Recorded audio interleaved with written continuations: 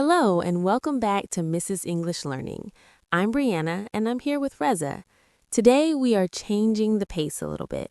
We are moving out of the house and into a professional setting that can be quite intimidating for English learners, the doctor's office. That's right, Brianna. Medical English can be tricky because it involves specific vocabulary, but even the waiting room talk has its own set of social rules and phrases. It really does.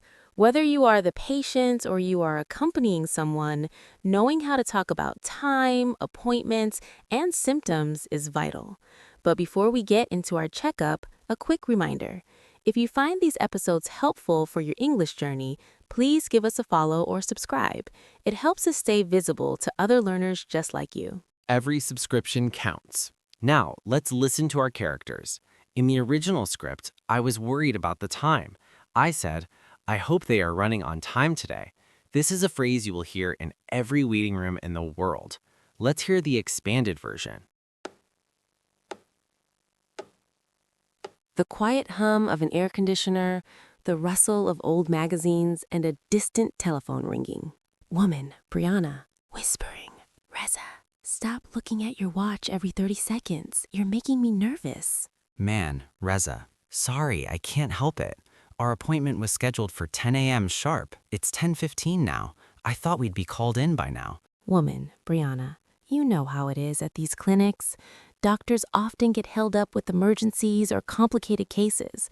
They are rarely on the dot. Man, Reza, I understand that, but I have a huge presentation at the office by noon. If we don't get in soon, I'm going to be pressed for time. Woman, Brianna, why don't you go up to the reception desk and just check? Be polite, though. The receptionist looks like she's having a very busy morning. Man, Reza, good idea. Sound of footsteps. Excuse me, hi, I'm just checking on the status of the 10 a.m. appointment for Mr. Smith. Receptionist, voiceover. Ah, yes, the doctor is just running a bit behind this morning. There are 2 people ahead of you. It should be another 10 to 15 minutes. Man, Reza. Okay, thank you for letting me know. Well, she said 10 or 15 minutes. I guess I'll have to reschedule my 11:30 pre-meeting. Woman, Brianna, look on the bright side. At least we're finally getting your checkup done. It's better to wait a few minutes than to put it off any longer. You've been complaining about that shoulder for a month. Man, Reza, you're right. I've been neglecting it. I just hope it's nothing serious and the doctor can give me a referral for some physical therapy. Okay, let's break down that waiting room lingo. Reza, you mentioned being pressed for time. Yes, if you are pressed for time, it means you are in a big hurry. You have a very limited amount of time to finish something or get somewhere. You feel the pressure of the clock. I used a phrase that is very common in office settings, on the dot. If an appointment is at 10 on the dot, it means it is exactly at 10, not 10:01, not 9:59. But as we heard, doctors often run behind. This doesn't mean they are physically running. It means they are behind schedule. If a doctor is running 20 minutes behind, it means your 10 a.m. appointment won't start until 10:20. And what about get held up? To get held up means to be delayed by something outside of your control. I'm sorry I'm late, I got held up in traffic. In a doctor's case, they might get held up with a patient who needs extra care. I also told you not to put it off.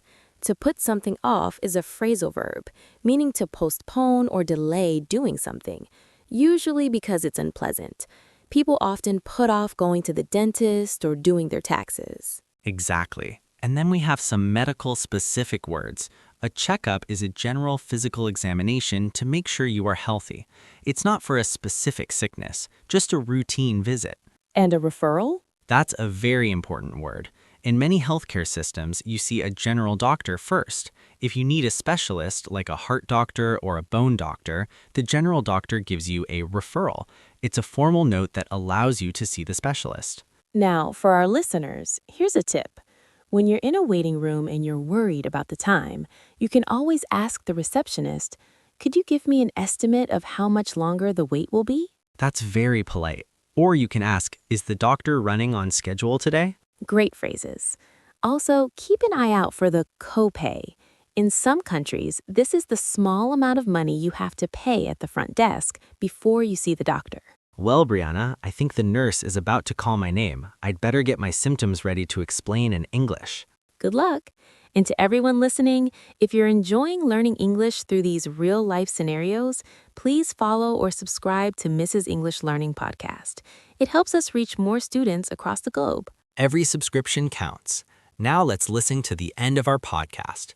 We'll see you in the next episode, where we'll be back in the studio talking about talking, the podcast life. See you then.